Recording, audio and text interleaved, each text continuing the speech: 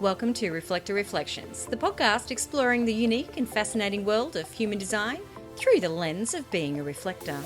I'm Annie Richardson, a 5/1 reflector and passionate mentor navigating this journey alongside you. This podcast is a space to connect, share, and celebrate the stories and wisdom of reflectors and human design enthusiasts alike. Join me as we dive into authentic conversations, uncovering how we embrace and experiment with our designs and the beauty and challenges of living as nine-centered beings. Whether you're a reflector, loved one, or simply curious about human design, this is your space to learn, grow, and feel seen. Welcome. Hello, beautiful angels, beautiful souls. I'm just going a little bit rogue today. You never know where I'm going to go. And I kind of really felt into that today. So I don't know what's going to come out. I kind of know, but I don't. So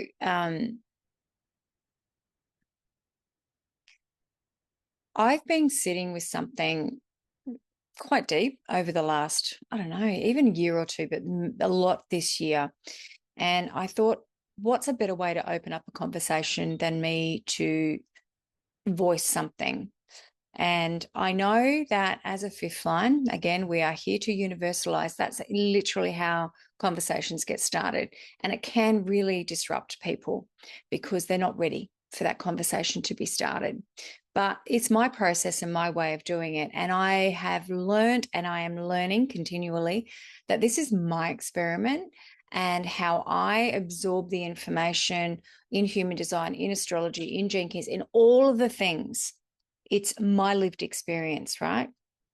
So today, I saw something on Facebook over the last little while, but a nattering back and forth. And I'm not going to name names because, if anything, I really wanted to engage in the conversation. But there was a part of me that was also a little bit scared's not the right word, but I want to have conversations with people where we can kind of really go back and forth. We can hear and feel what people are saying, because often I find I'm not really committed to the big text thing. It might be my age, it might be just who I am as a person, but I really can't get into text-based conversations. It does my head in because it's always misconstrued. It's always taken the wrong way. And it's like I need to feel and know what's happening so I can relate. So also makes me an exceptional counselor in that space. But I've sat with this and I've had some amazing meditations, amazing journeys just in processing this topic that was on debate about human design. It's about Gene Keys. It's about no choice, in the no choice, surrender, and how we actually live in this real embodied experience.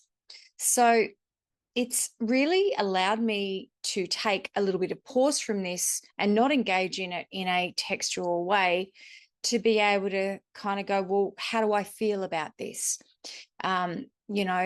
My questioning of going, what's this mean for me, and how can I explore this, and how can I integrate this? And it's always a way for me to go, well, if I'm thinking this, other people are thinking this, and other people need to kind of go, well, let's explore this.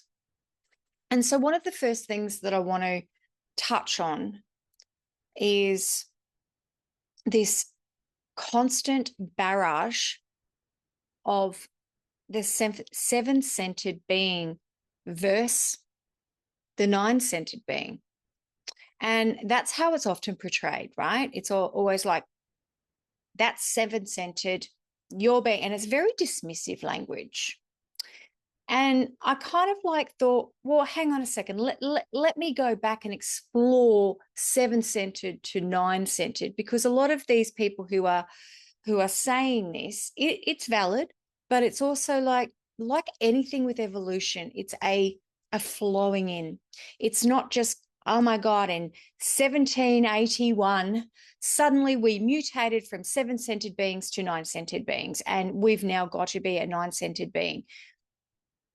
And then asking, well, what does it mean? What is the difference between 7-centered to 9-centered? How can we support people through that process? What is this meant to be? And so that shift that people talk about is very much that from 7-centered to 9-centered is allowing us to kind of like shift from operating from a mind as our authority and instead start operating through our own strategy and authority, which is surrendering to the mechanics, which is our design, right? And here's the thing where I kind of get stuck with that. The shift didn't happen, as I've been saying, the shift didn't happen overnight. It's evolving. It's still evolving. And we didn't suddenly become these 9-centered beings just because our bodies mutated. And we're not going to become rave or, people aren't because of the 2027 mutation. It's an evolution. It's a transitory, interesting that I say those words in with the notes, but it's a transitory process. It's unlearning our old ways and relearning different ways of being. And I do feel that we are personally shifting from this old way of being into a new way of being, but it's an evolution. And my mind gets caught here, and it might be my mind, it might be me. I've questioned it many times and going, what a part of this am I not getting? Because I can't forget my mind. My mind matters to me. I understand that it doesn't control me, and I'm learning and I'm embracing as I'm in my 6th year, but it's still a part of our lived experience, right? So if I kind of like question this, and I'm opening up the discussion for you to question too, of going, well, if our mutation is truly meant that we have no more mental interference, then why are so many of us struggling with deconditioning? Why? So furthermore to that, why do we have patterns of resistance?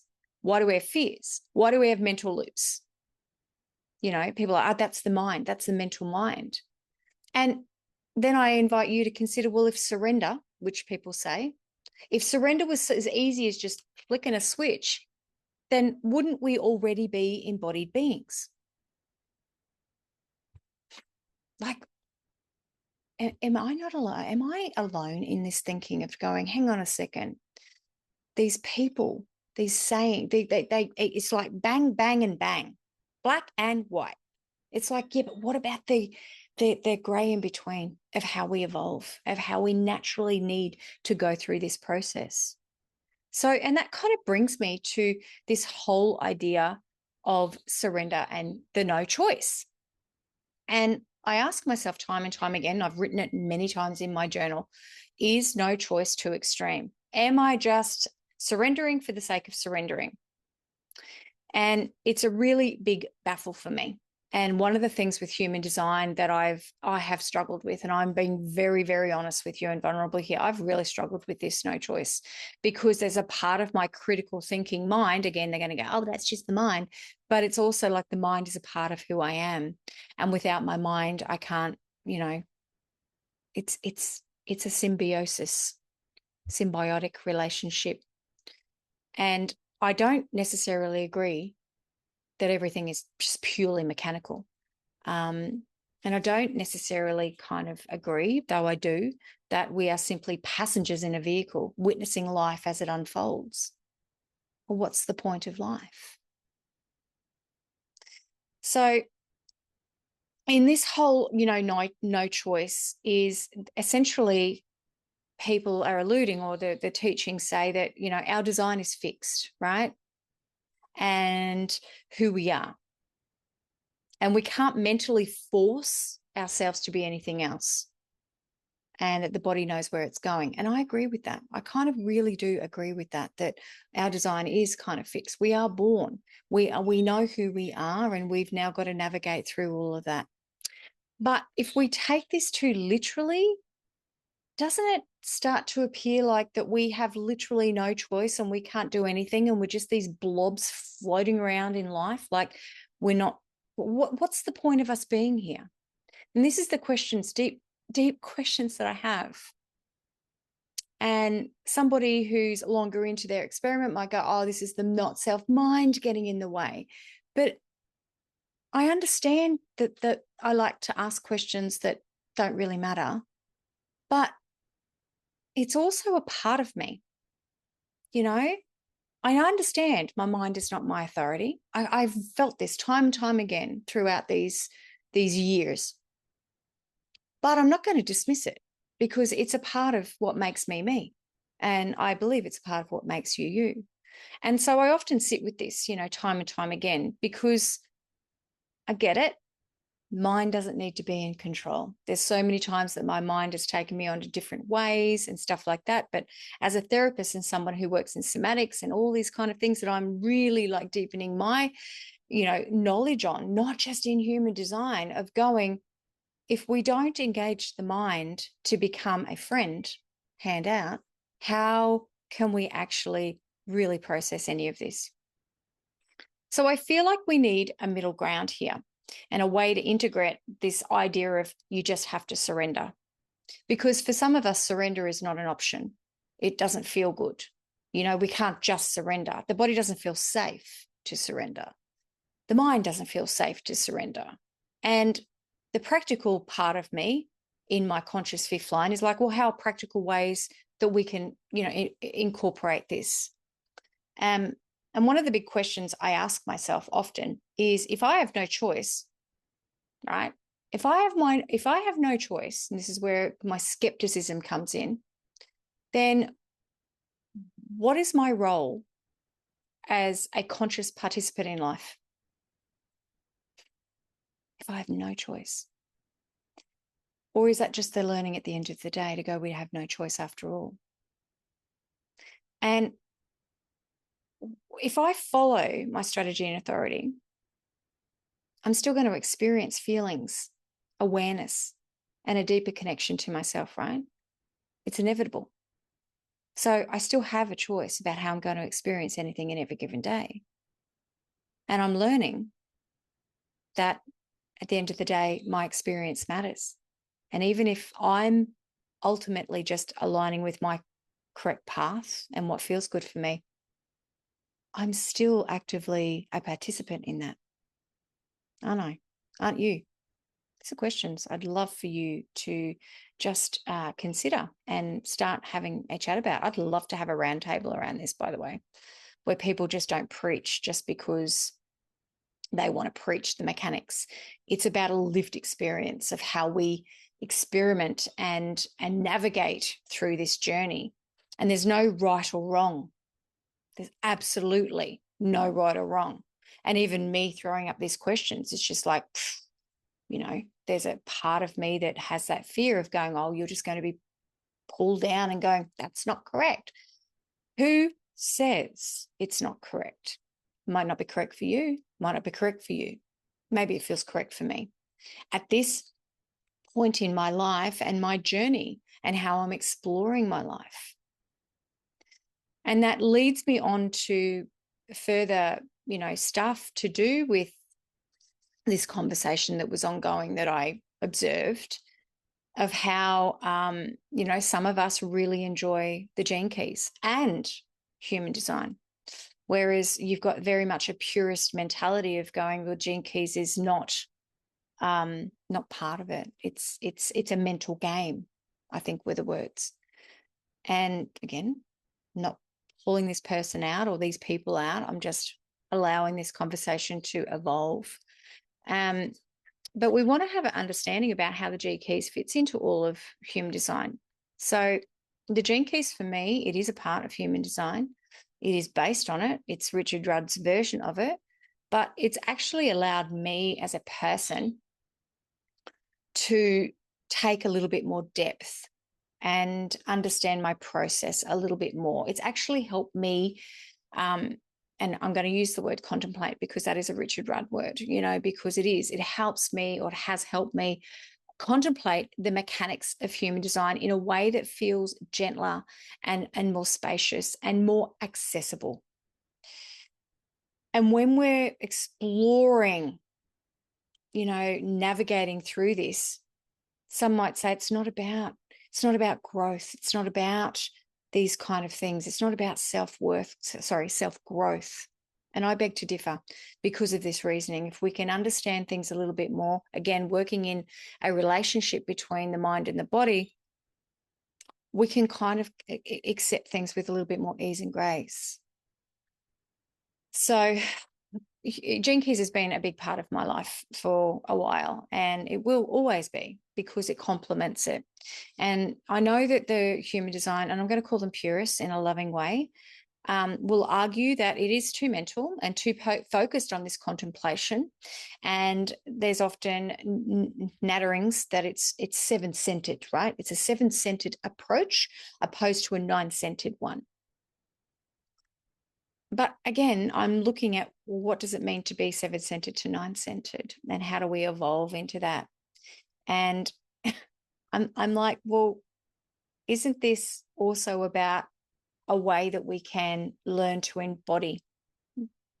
Isn't this a way that we can kind of like allow, depending on our design? For me, like Sungate 56, I'm a 56-60, I'm a 27-28. So I kind of feel that I need more of a story and a reflection and a retreating 33 so much in my chart to be able to feel what's correct for me. And that's a really good process for me personally.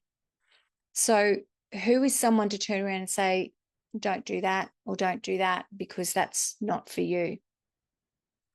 So these are the things that I just kind of go, doesn't feel good for me. And again, that's my process. Always inviting you to take on board what feels good for you. Because at the end of the day, if you can understand yourself more and you feel in that into who you are and accept yourself more, then you create spaciousness within yourself to be able to amplify that out and give yourself more space, more time. It's you naturally honoring strategy and authority. So I'd like to kind of like, so much to say on this, but I'm trying to be succinct, which is not something I'm very good at because I am a little bit spicy about this. I've given myself time to process this, which I'm grateful for, because a part of me goes a little bit, I know that about myself. I can come in guns blazing and just go, fuck, Erie, this is how it is, without kind of taking a moment. And this is my growth. Right? This is my growth as a human to go, oh, I see that about myself. I know that I can do that. I'm just going to take some time and honoring my process, honoring my experience, honoring what people say, strategy and authority, right? So the big question that I've been sitting with here a lot is of how we integrate the reality of the mechanics in human design, just using human design here, and our lived experience. And these are questions that I've posed and written down, like, what does it mean for me to surrender? What does surrender look like? Does no choice feel liberating, or does it feel rigid? If we're here to witness life, again, my spiritual side of me, if we're here to witness life, what is the purpose of our awareness in that witnessing? So questions I ask, because this no choice and this pure mechanics and people acting out, I'm just going, this is the mechanics, this is how it is. Yeah. But what's a part of also this lived experience of being present here in the world and experiencing life? So I would love to kind of like share a little bit more or talk into spaces where this rigid kind of thinking, but mechanical kind of thinking of how are these people, how are they applying it into their lives? How are they actually living it? Or are they just, again, digesting information? It reminds me of the Matrix. Always reminds me, just plug in. I now know Kung Fu. It's just like, plug in for X amount of years. I now know human design. But what a part of that are you living and experiencing and really processing? And I feel that's kind of where I've been over the years and why I kind of struggle sometimes. And I am formally training as well. Don't get me wrong. Don't discount me here to go that I don't understand the formal stuff or learning the formal stuff or the mechanics of the pure. But I'm also questioning it because I can. Why can't I? It's my experience, it's my life. And how am I applying that to my life? And how am I observing that? If I'm a reflector, I am a reflector. My job is to process the world through me and kind of like ample, like have it come into me and reflect back. And if that is what's happening in my world, and these are the thoughts and feelings that I'm experiencing through this journey, why is that not acceptable? Why is it your thoughts and feelings and your kind of like pushbacks on things, or, hey, I'm thinking this, or this is not feeling right, or this is not sitting right. How can we explore this more? How can we mutate this? How can we kind of like, move through life in this way, in a better way? We are not meant to be fucking still. We are meant to be fluid in motion. We are meant to be moving, all of us. We are adapting. We are evolving.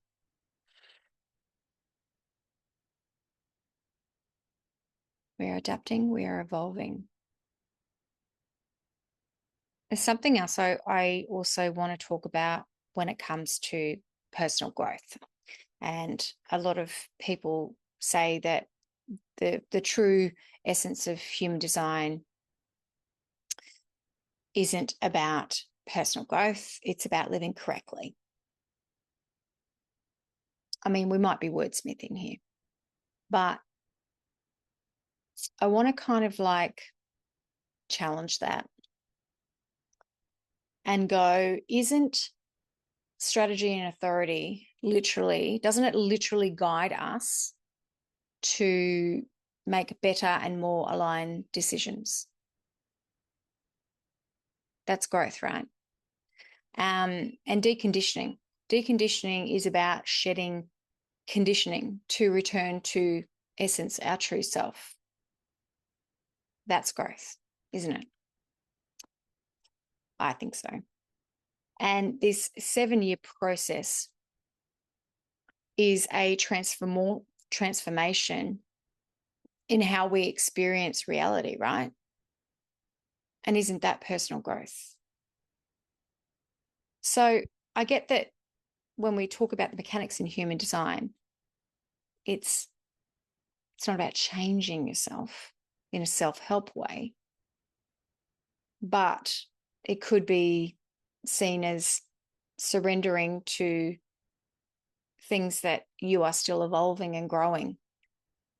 And you become more aware, and you become more embodied, and you become more yourself. Isn't that the goal?